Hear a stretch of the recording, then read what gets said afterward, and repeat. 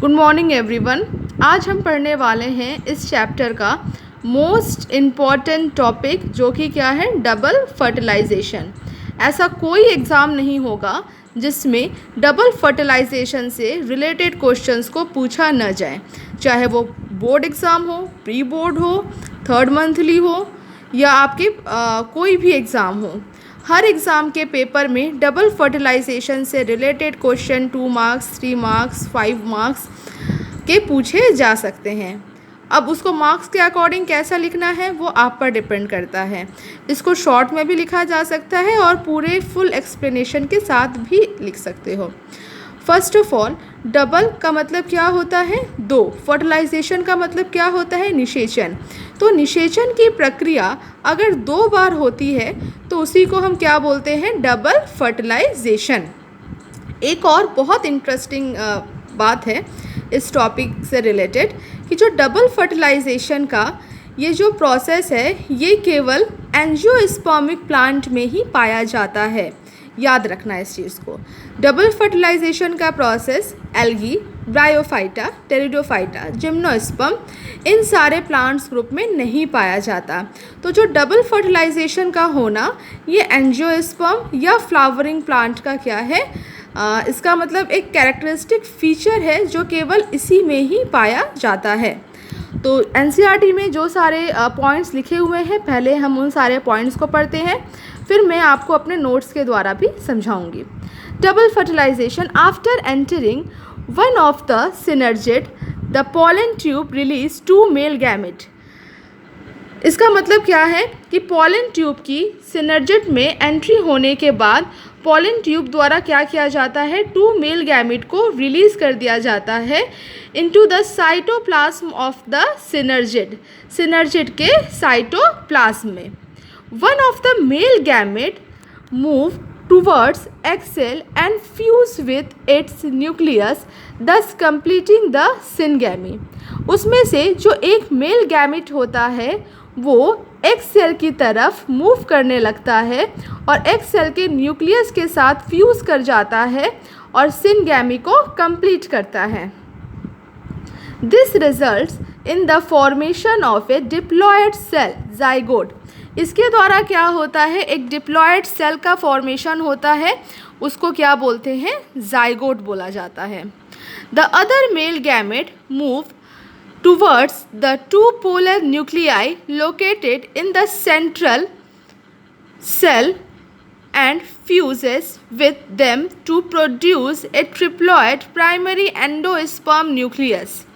जो other male gamete होता है वो जो 2 पोलर न्यूक्लियाई हैं जो सेंटर में क्या है, लोकेटेड है, स्थित है, उनकी तरफ मूव करता है और उनके साथ जाके फ्यूज़ करता है और क्या बनाता है? प्राइमरी एंडोस्पर्म न्यूक्लियस बनाता है, जिसको कि हम पेन बोलते हैं।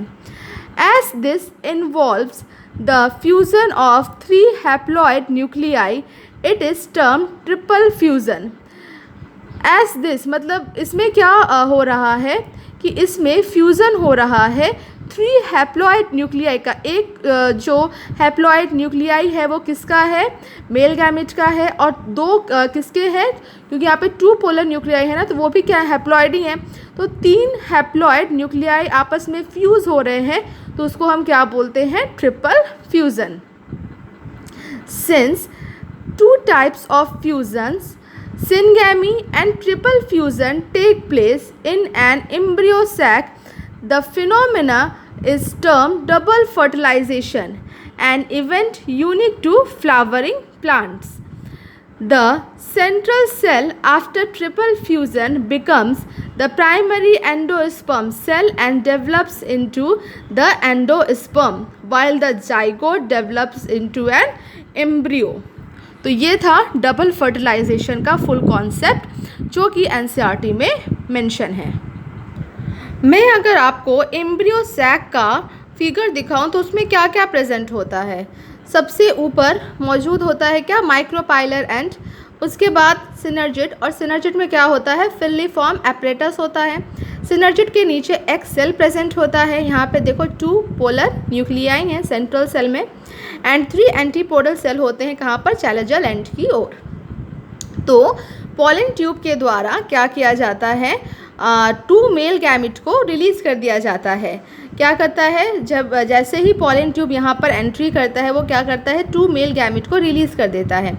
एक मेल गैमेट किसके साथ फ्यूज़ करता है, एग सेल के साथ फ्यूज़ करता है, जिसको कि हम बोलते हैं सिनगैमी, और जिस के बाद क्या बनता है, इससे जाइगोट का फॉर्मेशन होता है।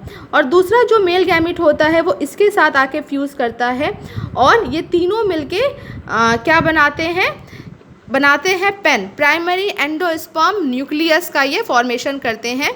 इसमें क्या हो रहा है, ट्रिपल फ्यूज़न हो रहा है। ट्रिपल फ्यूज़न इसको हम क्यों बोलते हैं, क्योंकि इसमें 3 हैप्लॉइड न्यूक्लियाई आपस में फ्यूज़ हो जाते हैं।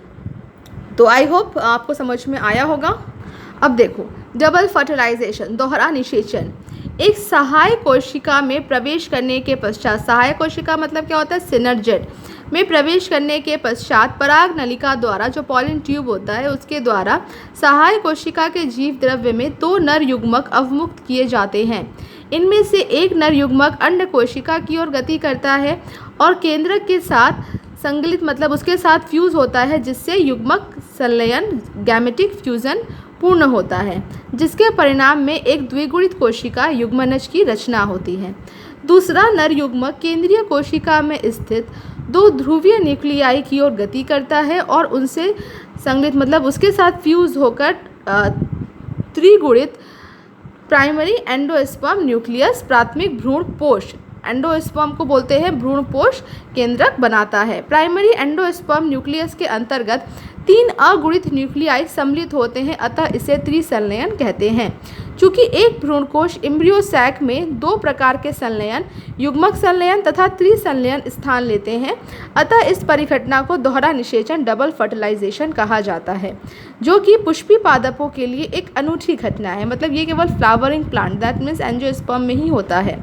त्रिसंलयन के पश्चात केंद्रीय कोशिका प्राथमिक भ्रूणपोष कोशिका प्राइमरी एंडोस्पर्म सेल बन जाती है तथा भ्रूणपोष के रूप में विकसित होने लगती है। भ्रूणपोष मतलब जो भ्रूण को पोषण प्रदान करे, जबकि युग्मनज जाइगोट एक भ्रूण के रूप में विकसित होता है।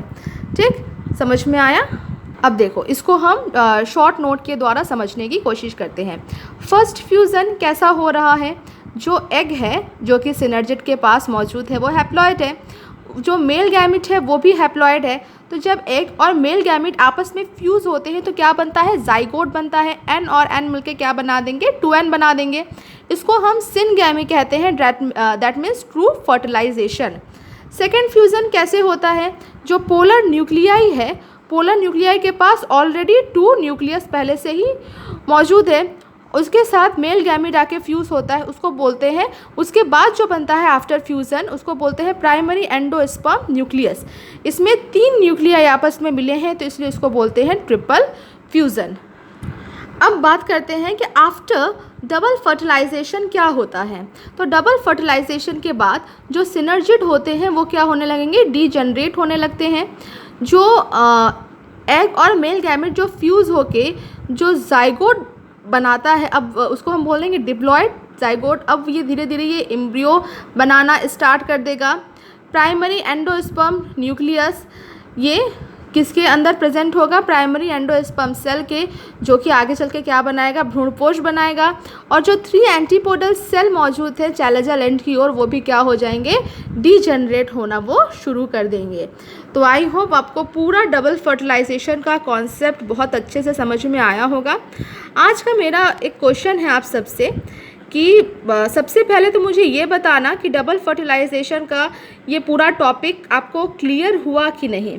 सेकेंड क्वेश्चन मेरा ये है कि डिफरेंस क्या होता है कैस्मोगैमस एंड क्लिस्टोगैमस में। जो पॉलिनेशन के टाइप्स जो मैंने आपको पढ़ाए थे तो उसमें एक टर्म आया था ना, कैस्मोगैमस एंड क्लिस्टोगैमस। तो क्या डिफरेंस है, अगर आप इस डिफरेंस को बहुत अच्छे से बता पाते हो तो मुझे पता चल जाएगा कि आप बहुत अच्छे से अपने नोट्स वगैरह भी प्रिपेयर करते हो और रोज़ वीडियो को देखते हो। ठीक है, तो आज आप डबल फर्टिलाइजेशन को एक बार NCERT से ज़रूर पढ़ना। आई होप आपको समझ में आया होगा। कोई भी डाउट है तो प्लीज़ पूछना। Thank you.